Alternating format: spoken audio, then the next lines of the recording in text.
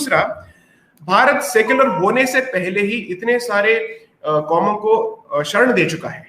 इसे उदाहरण क्या चाहिए, इसे ज्यादा उदाहरण आपको क्या चाहिए? तब कॉन्स्टिट्यूशन नहीं था, रेफ्यूजी लॉज हमारे पास नहीं थे, इक्वल ट्रीटमेंट का जो कॉन्सेप्ट आज कोडिफाई किया गया था वो तो नहीं था, वोट बैंक पॉलिटिक्स नहीं था। इसके बावजूद आपका ये बेसिक ट्रीटमेंट रहा है कि कोई भी यहाँ पे शरण मांगते हुए आता है तो हम उसको शरण देंगे, लेकिन बशर्ते आप धर्म और भारत के बीच के जो रिलेशनशिप को आप उसको तोड़ेंगे नहीं, और वो तोड़ने का काम अब नहीं करेंगे। That's point number 1। Point number 2, secularism अपने आप में जो कॉन्सेप्ट आज दुनिया भर में इसको माना जाता है, इज फंडामेंटली क्रिश्चियन कॉन्सेप्ट। इसका हिस्ट्री ही अलग है।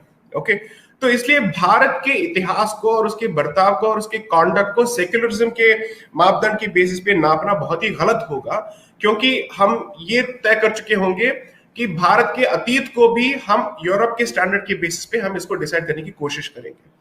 सेक्युलरिज्म ऐसा कोई कॉन्सेप्ट ही नहीं है जहां पे रिलीजन का कोई रोल नहीं है।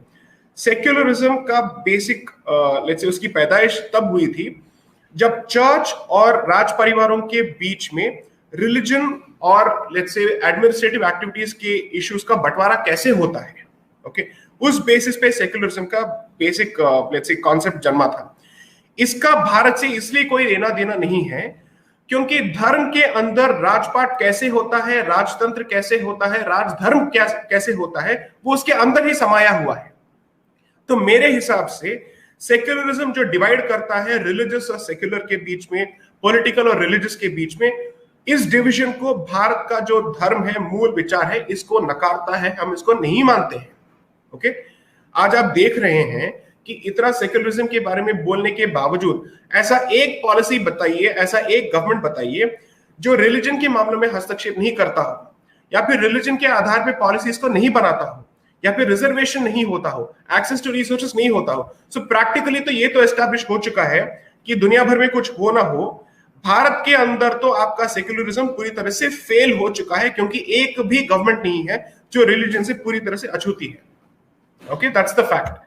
सो I don't think we should get stuck in the concept of secularism. हमें अपने आप से सिर्फ एक दो सवाल करने चाहिए। सबसे पहला ये, जो अल्पसंख्यक हैं रिलीजन के बेसिस पे, हम इनको कैसे ट्रीट करते हैं, और धर्म क्या कहता है इनके ट्रीटमेंट के सिलसिले में।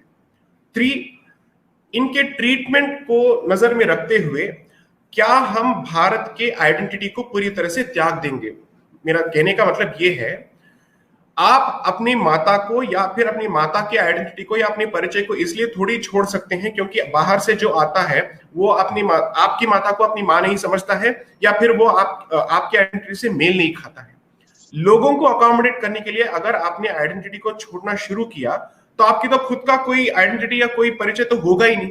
ये किसी भी देश में नहीं होता है। So according to me secularism के हिस्ट्री को समझना जरूरी है, और भारत के सिलसिले में मैं सेक्युलरिज्म के बेसिस पे नहीं जाऊंगा। धर्म क्या कहता है और अल्पसंख्यकों के विषय में क्या कहता है, मैं सिर्फ उसी के बेसिस पे जाऊंगा। अनफॉर्चुनेटली भारत में इस इश्यू में बहुत कम रिसर्च हुआ है, और जिसने भी इवन एकेडमिक बेसिस पे इस इश्यू पे रिसर्च करने की कोशिश की, उसको कम्युनल या फिर सांप्रदायिकता के नाम पे उसका मुंह बंद कर दिया गया है। तो इन बातों पे और थोड़ी चर्चा होनी जरूरी है।